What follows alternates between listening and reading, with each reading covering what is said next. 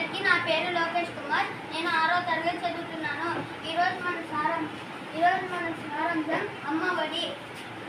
అమ్మ తన ఒడిలోనే మనకు ఎన్నో సంగతులు నేర్పిన మన తొలి గురువు. బాగోగులు చూసే నా ప్రత్యక్ష దైవం. దేవుని కంటే ముందే త్వరపడుతూ నా భవితకు ఒరవడి చూపిస్తుంది. అమ్మ చెప్పే మంచి మాటలు, పిల్లలకు ఉపకరించే తెలివితేటలు. అందుకే మా అమ్మ ఒడి నాకు మేలైన చేతులు, దాన ధర్మాలకు నిలయాలు. అమ్మ కట్టిన నేల శుభాలు పండించే పొలం వంటిది. అమ్మ మంచి మాటలు వినడం మా చెవులకే అలంకారం. గర్వం బలం సర్వస్వం. అమ్మ పాడే పాట అమృతాన్ని కరుణతి అనిత.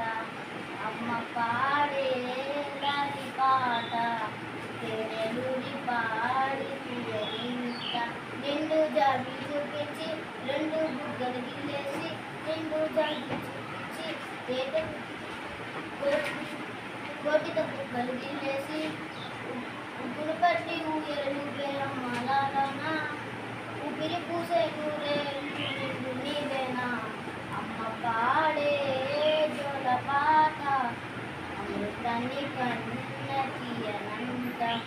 అమ్మ పాడే లాలి పాట వేరే పాడి అనింత. పను పాపను వెలిగిస్తూ నా కలకు రంగులు నడిపిస్తూ, అడుగడుగు మీదై గెలిపిస్తూ, ప్రతి మనకులో నన్ను గెలిపిస్తూ, అండగా ఉండవే ఎప్పుడు ఇలా పండుగై నిండవే లోపల వెలుపల నాకు నీ తోడై లేనిదే. అమ్మా అమ్మా నీవెన్నెలా నిత్యం నాపై ఉండాలిగా.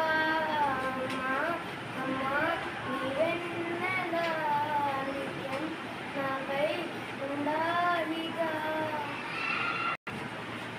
మనలోని జ్ఞానం అమ్మ, మనదైన రూపం అమ్మ, ఎనలేని జాలి కులమే అమ్మ, నడిపించే దీపం అమ్మ, కరుణించే కోపం అమ్మ, మరణించే తీపి శాపం అమ్మ. నా ఆలి అమ్ముగా అవుతుండగా జోలాలి పాడనా అమ్మగా.